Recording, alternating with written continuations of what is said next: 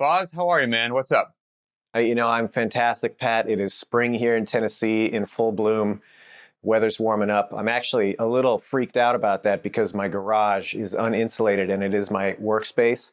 And my air conditioning unit that I'm going to put in the window has not arrived yet. So I'm a little bit in panic mode, but it's not that bad yet. So we're getting close. I hope that arrives quickly. But I am doing great. I wish I could say that in Washington State here, we're done with the rain because spring is coming, but we're not done with the rain yet. But we're getting more good days than we have in a while. So, hey, the glass is half full. Closer. We got a really cool question for today that both you and I know the question and the topic, but I haven't heard your response nor you mine. So it'll be cool to get these at first exposure. But before we do that, I got to give you a little comment that came into BTWB via email. Wasn't posted on the YouTube channel. I think this will fire you up. Okay. In a good way or a bad way? In a good way. In a good way. A combative way, or I'm not sure as we do this episode today what episode this will be, but it won't be too far from this one. This was in reference to very not random number 56 that we did, which was a question from the community, and the title was, "At what age should you not do a 1-rep max deadlift?" That was a great conversation. I really enjoyed that one. Yep. So, Michael L. wrote into BTWB and said, "I turned 73 in December of 2021. I still work on increasing my max deadlift. Right now it's at 371 pounds. That is awesome. At 73 years old. I love it. I love it. He said yes, his goal is 405. God, this is so good. That you're absolutely correct. This fires me up and lights a candle under my butt because my deadlift is not amazing, never has been, and I've been fully neglecting it. So that on a personal level, thanks for that because that is giving me a swift kick. Yeah, I will say on a wider lens, I say this all the time. I'm like, hey, you're 20 something years old and you're fit and you think you're hot stuff. Great, you should be. You should be. Correct. You should be. You've got no excuses. You're young. You've had, the benefits that comes without having enough time to really live in dysfunction that long. So you should be. But man, you're in your 50s, 60s, 70s, and beyond, and you're still getting after it, and you're still challenging yourself that way. I mean, that is the business as far as I'm concerned. So tip of the cap, sir. That is 73 years old, and he just finishes up the email. Says loves BTWB and that he developed a strong back from years as a young adult rowing on crew. Boom, there it is. Yep. Good for him. Hey, I will say, having worked with some rowers, people that row on a high level or competitive level, they are beasts. It is a no joke sport. The capacity that those athletes have is out of control. So anyway. And some head to toe strength and some pain tolerance. Oof. Yep. That's you've got me off track. It's not my fault. There's a fantastic a fantastic book called The Boys in the Boat, which is about rowing at the collegiate level, and it's anyway phenomenal book. So anyway, okay, we're back on track now. So again, somebody said in a previous episode this should be called Pat and Boz Go Down Rabbit Holes. So that's already happening. I'm good with it. I say we run with it. So here's a great question that, again, was not left in the comments section on the BTWB YouTube channel. And it was done intentionally because this individual said he would prefer to remain anonymous. Okay, because got it. I'm going to go ahead and read into this because he believes there's some stigma, potentially negative stigma attached to his question. So I will respect your wishes, sir, and you're remaining anonymous, but here's your question. How do you know when it's time to quit CrossFit or at least take an extended break? I've been at it for several years, but I've become somewhat burned out, jaded, injured, etc. I like the methodology, but would also like a chance to try other things, at least for a while. Thank you very much. I mean, we have it. I understand the reservation to put that out there, especially because, as we all know, CrossFit is a cult, and the cult behavior will just pull you right back in. So, right there makes sense. Understandable. Yeah, but more seriously, I think this individual has answered their own question, frankly. If you're feeling burned out, jaded, et cetera, then yeah, I think it is time to take a bit of a breather. And that, to me, holds true for almost anything in life. This idea that you just need to grind through something often doesn't seem to be the best approach for most scenarios in life. Mm-hmm. Yeah, there's something to be said for hard work. There's something to be said for a certain level of discipline when things aren't always rosy. But this is different, in my opinion. If you're on that trajectory already where you're like, I'm not enjoying this day to day, all you're going to do is start to dig the rut that no matter what you do, it's going to be negatively associated. And that's not good, especially when you're talking about something that is so powerful as the lever of activity. You really have, in my opinion, only a handful of really big levers to make a real difference in your lifestyle. What you do physically is one of them. Diet is obviously another one. And there's a couple other big ones, like how much you allow yourself to get lifestyle stress in the mix, how you sleep, stuff like that. But anyway, that's a whole other tangent. So if you have that big lever of activity and it is further and further and further associated with something negative, you got to figure that out. And if that means you got to step away for a little bit and figure out what it is that's going to fire you back up to get in there and like we said earlier, challenge yourself and continue to pursue something of that nature late in life.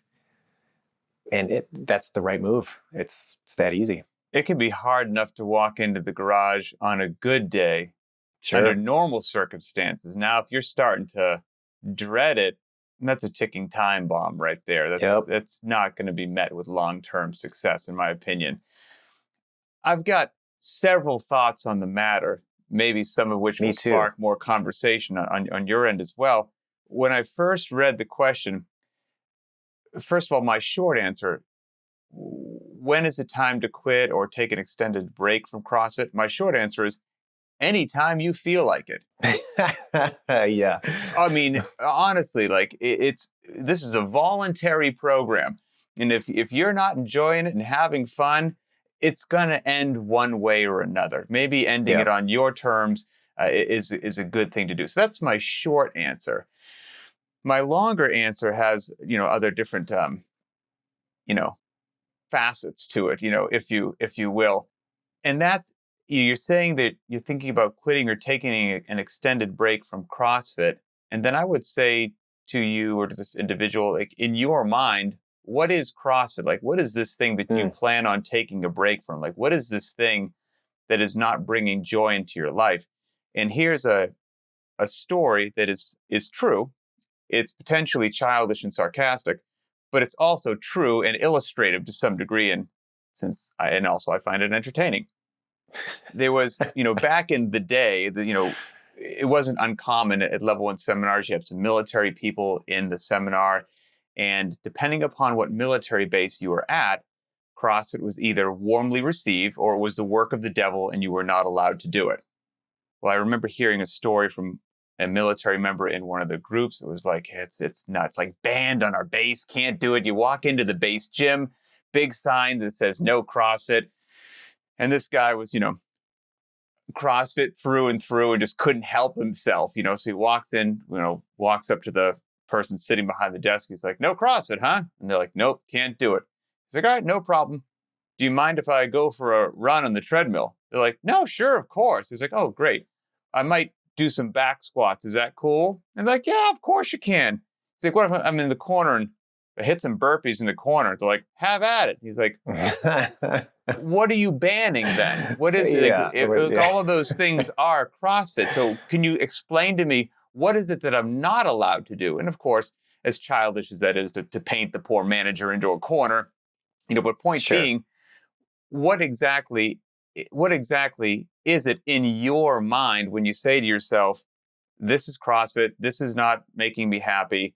And I would say, what I think that gym manager or that military base member, had in their mind was, that CrossFit was somebody like flailing around on a pull-up bar like a lunatic and moving weights in some sort of reckless and potentially injurious fashion. And in my humble opinion, well, that's not CrossFit. So if that's what you're looking to walk away from, and I'm not saying that was this person's thing, but I'm saying you have to define it. Maybe you weren't doing what I think of in my mind when I envision what CrossFit is, because if I was having an experience like the person who wrote in, if I was having an experience in my life that had me feeling, as they say, burned out, jaded, and injured, you can be darn sure I'd be walking away from that experience too. So I think there's an interesting question to getting down to, what is this person doing on a daily basis that has led them to be burned out, has led them to be potentially injured and jaded? So that's, and it'd be useful to have them here, but I think that's something they need to roll around in their head. Yeah, I couldn't agree more. Kind of a few layers in that. Yes, the recipe is what's going to really make the difference, in my opinion. So are we talking about this individual's training 6 days a week and they're just feeling beat up and smashed by it? I mean, that could be an easy dial back. Hey, let's just cut you back to like 3 days a week for a little while and see how you're feeling with that, and do something else on your off days. Is it, the way I'm training, I'm so wrapped up into this concept of I have to always be attacking my weaknesses to the point where everything I experience in the gym, I'm just not great at, and I'm not looking forward to it. It's frustration after frustration. Exactly. Maybe the solution is, hey, you know what? For the next, who knows how long, let's just hit some wheelhouse workouts that you enjoy. Pick your favorite movements, put them together, just hammer those, and put on the playlist that makes you smile and work some strengths. There are plenty of ways to get really fit. Maybe not optimally fit, maybe not as broad as you could be if you're including some of these weaknesses that you want to shore up or whatever, but like there's still plenty of meat on the bone to just stick to some favorites for a while. Total side note, I was listening to AC/DC at the gym. I wasn't, it was on at the gym, and I'm like, this is like greatest workout music ever. It's up there. And it reminded me of I think it was, I'm going to butcher it now. I think it was Angus, one of the original singer from AC/DC. It's a famous quote of his. Somebody will have to look it up and correct me. And he said, "Hey, I resent the fact that people think we have 11 albums that all sound the same. We've got 12. I think that's awesome. Really great. But anyway, great. I digress. But hey, take the AC/DC approach to your workouts. You're like, hey, right down the pipe, man. It's just going to be kind of similar for a while. Nothing wrong with that if that's what's going to get you out of the rut. Yep, agreed.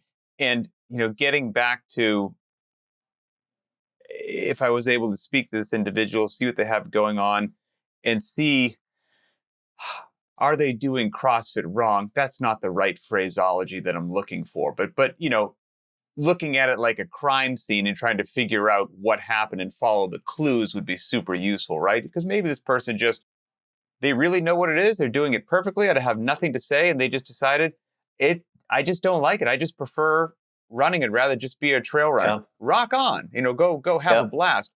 But some things that I certainly have done wrong in my CrossFit journey that have had me bump into phases of burnout or whatever you want to be, that maybe other people are doing as well and could be useful for this individual or other people, is, if you're smoking yourself every day with maximal intensity, I lived that life for a while.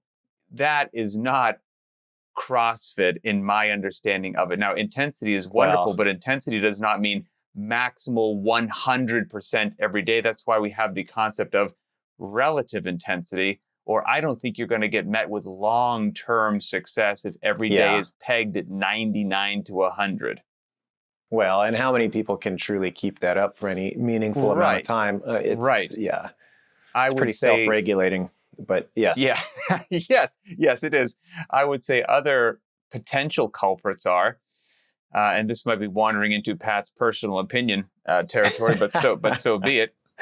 If if you're lifting heavy every single solitary day and then feeling some compulsion to do yet another workout that you think you have to hit with this level of intensity, again, maybe it depends on the individual, but for long-term success, I don't think that's going to treat most people's psyche well, their knees, back, and shoulders well, their recovery well. And quite frankly, I don't think it's what's going to get most people fit most of the time. And so everything about that for most individuals, I think, is going to leave you potentially burned out and jaded. Yeah. And I think that's sadly common. I agree. I think there's definitely a volume trap that people start to fall into after they've been doing CrossFit for a while. They think, okay, I've been seeing some progress. This is going great. But you know what would be better? More. More would be better. And so they start doing more, and they're still in this zone where they are continuing to make progress, and they attribute that to the more, as opposed to some of the other factors that are maybe more influential in what's pushing the needle. And, you know, when progress starts to stall off, you go back to that well of more. You think, oh, well, when I increase my volume, I continued to see progress, so I should probably just keep doing that, until eventually you get to this point where you're working so hard so often, and you've convinced yourself that the only way forward is to continue adding on. And at that point, it becomes an impossible task, because you think, well, I've already filled up my options for how much I can train and how hard I can train. If I cannot turn that dial up any further, how am I possibly going to progress? And that's when you can see a lot of people start to get frustrated and you know, forget that the answer often is, hey man, sometimes dialing back and really, like you're saying, swing for the fences a couple of times a week. Volume drops to support that. That can really break you out of a rut when you've seen some of those plateaus in performance. But I kind of want to change the conversation. Please. I see you got something there. No, I just had you want to go? I just had an old anecdote story that, you know, I guess I can't confirm it, but I've heard it several times, so I'm going to say it as if it was true, of the whole more is better thing, of old school beast Greg Edmondson. Yeah. And, you know, just a ferocious animal of fitness. And one of the individuals that hooked me on CrossFit back in the day when I was watching him. Oh, Greg is still a beast. Yes. And I heard a conversation that he had, from what I heard, with Greg Glassman, where he's like, look, Greg, I'm doing this workout every day and it works amazing. It gets me so fit. If I do 2 of them, it should, right, basically. And Greg, instead of having a long conversation about why that wasn't a good idea, just was like, yeah, you should try that. Just get back to me in 6 weeks. We'll talk in a bit. So yeah. Go ahead. Well, I just wanted to shift a little bit and talk about goals. And, you know, there are categories of physical goals where they're specific. You know, you want to get a little stronger or faster. There's a particular workout time that you're chasing. Cool.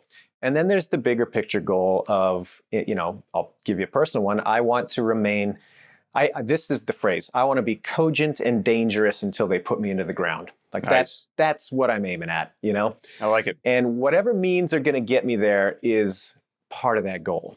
And so if we're talking specific goals, those don't have to be set for life. People forget that, you know, like I don't have to be chasing, you know, this total fitness or an aspect of that forever. It's okay to have ebbs and flows within that bigger picture framework of I want to remain physical and healthy. And in fact, it's totally natural. You see it happen all the time where people get involved in something like CrossFit. It introduces them to a bunch of different modes of training that they hadn't been exposed to in the past. Next thing you know, they fall in love with one aspect of that. And they're like, I'm a power lifter now. And you're like, cool, great, run with that. And I will say that many, many times when you see that happen, people go off, they have this little jag with whatever it is that they're interested in. They have some success with that or not. They enjoy the process. They train like that for sometimes years. And then they come back and they're like, yeah, it was great. However, I could feel the limitation of my physicality. It was only able to be expressed in this one way, and I want something greater. Cool. So the goal certainly heard those stories. Yeah, so the goal shifts back. Fine. I don't think people need to have any sort of self-judgment around that when they're experiencing one of those times where their interest has just wandered to something else. Like, who cares? I don't think there's anything wrong with that. And people get really weird about kind of permissioning themselves to just go with it. You want to go play with kettlebells for 3 months, go play with them. Absolutely. Go for it. Yeah. Come back and figure out what you learned from that and have a blast. So yeah, goals do not have to be set for life. There's nothing wrong with having a goal and either getting to it or abandoning it or whatever and shifting to something else that keeps you in the game. You mentioned, which happens so regularly, that dive into CrossFit. We do so many different things that you may find this love for powerlifting, or certainly you'll have known people that fell in love with Olympic lifting, and they're certainly just now more lenient towards that. I'm going to be an Olympic lifter. And those seem to be the very popular ones. Isn't it strange that nobody gets into CrossFit and says, I'm dedicating my life to 800-meter repeats? I just haven't heard, anyone kind of latch onto that one. I'm in it for the 2K row repeats. Yeah, exactly.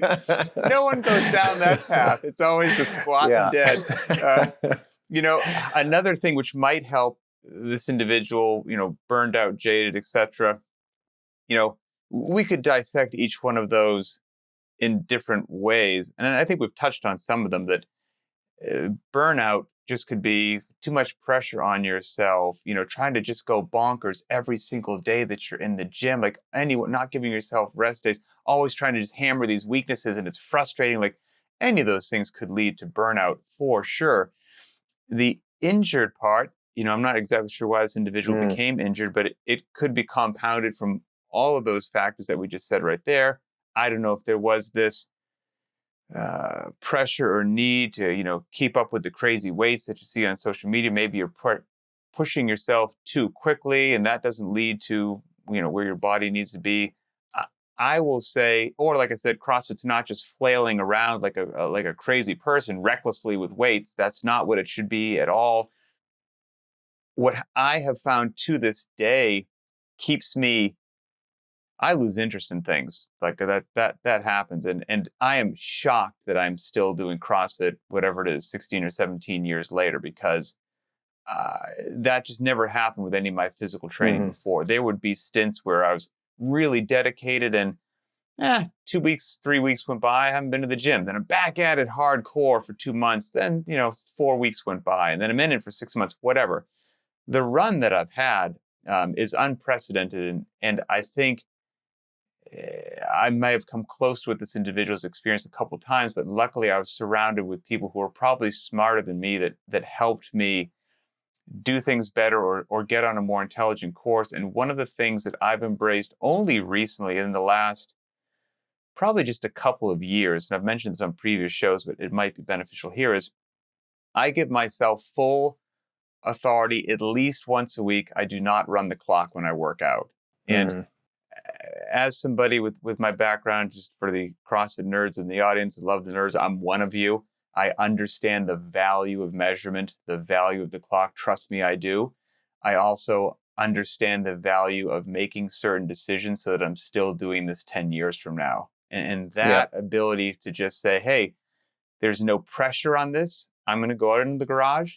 I'm going to just do the workout at whatever pace feels appropriate today, especially if it's a repeat benchmark. If it's a new workout, you get a little wiggle room as to where you think you're going to finish. But if you're doing Helen for the 28th time and I just don't run the clock, there's something rather freeing about that. And I don't know where I finished based upon the other one, but I went for a run, swung the kettlebell, did some pull-ups, fitness was achieved, life is good, my psyche feels good, and now the next day I'm excited to walk into the gym again. And so little things like that might be something this person could play with that just gives yourself just a little vacation mentally from some of the pressure that maybe you've unnecessarily been putting on yourself, because every single thing is documented and there can be this, well, it wasn't as good as it was last time and I got to push harder even though I'm tired. And you start to spiral into some place that I don't think is going to serve you well long term. Yeah, absolutely. Absolutely. I think it's important to get stoked and stay stoked. And, you're not going to have every day being just like the most gung-ho. I mean, we're all human. You're going to have a range there, sure. But like you said, you got to stack the deck in your favor sometimes. And, it's important that when you have control over those variables, that you do make the good choice so that you do remain at least giving yourself the opportunity to stay stoked about what you're doing. So Yep. I think that's like fundamentally important. And I think what's interesting too about kind of putting the spotlight back on you for a second, Pat, is, you are really good about both ends of that spectrum in the sense that, you staunchly adhere to this one workout with a good effort is more than enough to drive your fitness. Like that's kind of the underpinning of a lot of what you do. And I think that's great. And then this whole idea of I have a workout that's basically a freebie. I still come in and do the work, but I don't have any pressure around it. I don't start the clock. That's tempered with, hey, I have one workout a week that I dedicate to really hitting it hard. Right. And I think that's something that is such a simple, maybe this is kind of off topic a little bit as far as, fighting burnout, but I think it's a great example broadly of knowing yourself enough to figure out what do I need to be able to balance my consistent long-term application of this with, what am I going to need to really continue to see progress? Mm-hmm. And, everybody's got to evaluate themselves and ask those questions as their training continues. You're going to have to ask yourself, and it'll change at different stages of life. Absolutely, yes. There'll be times where you're just like, you know what, I'm going to run through a brick wall every single day, and that period of life, will be good for a time. I've been there. Yes, but that will change. It will change, and there's nothing wrong when that changes. You just have to recognize it, reevaluate, and then make some other decisions. And who knows? I mean, it could put you in a better spot than you were when you thought you had to run through the brick walls. Yes. And, some of my closing thoughts on this, or getting near closing, is piggybacking on that we touched on, there's the definition of CrossFit, right? That you adhere to level 1. And then there was my anecdotal one of the military member talking to the gym clerk as to, well, how do you define CrossFit? And it could be a little bit something different for everybody. And it also could ebb and flow a bit at different phases of your life. And that's okay. And, I think as the decades tick by, I know that what I do for quote unquote CrossFit is going to change and evolve. When I'm in my 50s, 60s, or 70s, I hope to be like that gentleman that we heard that's still pulling a deadlift in the 70s, for sure. Absolutely. And if we distill CrossFit down into 3 things, being functional movements, intensity, and variance, my goal is to maintain those to some degree as the decades progress. My decision as I stand here to want to still embrace functional movements, as you said, was it dangerous and what you want to be? Cogent. Right. Functional movements are what's going to serve me, to prepare me for life, to keep me out of an assisted home, which I have no desire to go to. So I can see those remaining in my stable. I'm familiar that intensity, to some degree, maybe not covering yourself with kerosene and striking a match level, but, to some degree of intensity of getting the old heart rate pumping and, the breathing going, that's going to serve me well at whatever stage in my life I'm at. And then, variance in an appropriate fashion for whatever it is, like those things will serve me well. But I bet there's going to be this ebb and flow as decades go by. And that's going to keep me from not getting burned out, is allowing myself to mold it a little bit like clay and not have it be this rigid thing that the second I deviate from it, I feel like I'm not doing CrossFit anymore. And I remember having some conversations with Glassman, and he was, kind of experimenting in his mind, especially with the classes we used to have with the older individuals, of what CrossFit would look like at the very, very later stages of life. And it was wildly different than probably what most people watching this show do every day. Is his vision was, well, at that age, you just want to basically not be sedentary, because most of your life at that age is spent in some sort of sedentary position. We're not going to set these people on fire with intensity. That doesn't make any sense. They're probably not going to be touching huge external loading. So it would be instead of one intense workout a day, so to speak, it would be maybe 2 or 3 or 4 10-minute sessions broken up over the course of the day. So the volume is a bit higher. Let's get off the couch every 2 hours and move for 10 minutes. And even just doing that, it might be an assisted walking lunge, might be going down to the floor, might be going up and down some steps, might be some, whatever it happens to be, picking some things up off the ground. But we're just going to keep the old body moving. And we're going to try to do functional movements to the best of our ability, because that's what's going to keep you living on your own. And even just doing these will provide an adequate level of intensity, but breaking it up over the course of the day at that stage in life might be more appropriate. Well, that's still this nebulous thing that's tough to define called CrossFit. We're just going to allow it to meet us at whatever stage in life we happen to be at. Are you at the, like you said, just burn it down one day, every day you go in with intensity, crazy 23-year-old? Or are you 73? It just depends. But hopefully all of us are finding a way to give ourselves the best, highest quality of life for as long as possible. And that you're probably going to do well with functional movements, a bit of intensity, and varying them in an intelligent manner. So I think that's kind of my final thought there. Yeah, I want to go back. You addressed it a little bit already, but this injury thing too. And I think it's worth noting that if you're hurt, well, and let's back up, like I have enough experience where I've worked through injuries. And if you're in the game long enough, you're going to have to work through an injury. And that doesn't necessarily mean that it's an injury you incurred by training, but you're going to step off the curb funny. You're going to, you're going to be out doing something recreationally and you're going to get messed up. Like life is not going to be, yeah, exactly. Everybody's got a little rain that falls on the old body, so to speak. And so, the longer that you're in the game physically doing things, it's a reality that you're going to have to be prepared for. When you are in the throes of an acute injury, meaning it's recent, or I guess even if it's chronic and it's been bothering you for a while, like it can really cloud your perspective on a lot of things. And it's really important to reframe your goals and your mindset when you are coming back from an injured state.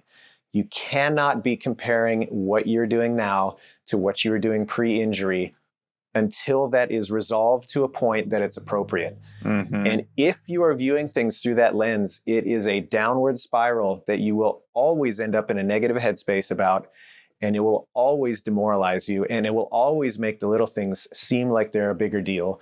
So that's one thing that I think has to be addressed on its own. If you're hurt, you've got to come up with a plan, and part of that plan has to be removing the mindset of trying to compare yourself to what was possible even maybe just a couple of days ago or a week ago. And it's not to say that you won't get back there. That's fine. You can, in most cases, but you have to give yourself a new goal that deals with the reality as it is right now and allows you to move forward so that you can get back to that. If you just keep bashing your head against the wall thinking, man, why can't I do this yet? Well, it's going to be this endless cycle of frustration, and nobody thrives there. Nobody. So just a note on that. What's that old saying? Comparison is the thief of joy. Absolutely. Both to yourself and externally, right? I think that was, I can't remember who it was, might have been Walter Sobchak, but it was somebody. Yeah, absolutely. Somebody could post in the comments who actually said that, but definitely Walter Sobchak. I think that's all I've got for that, to be honest with you. Any stone you feel we left unturned? No, I think that's that. I hope that this person can get the fire reignited and get their head in the game. Yep, 100%. So as always, keep the questions coming. Absolutely love them. We love trying to help everybody out. Well, now you know what Adrian and I think about this, but what do all of you think? I find that quite fascinating. We absolutely read the comments. So as I always say, if you're listening to this in audio format, we certainly appreciate that. But you can't post comments anywhere. So go to the btwb YouTube channel, go to the Varied Not Random playlist, find this episode and post your thoughts on this same topic. What would you have given for advice? What's worked for you in the past? Have you felt Burned out, jaded, the whole 9 yards? How did you deal with it? And then do you have a topic or question for a future show? We'd love to hear from you. So, for Adrian Bosman, I'm Pat Sherwood, and we will see you next time.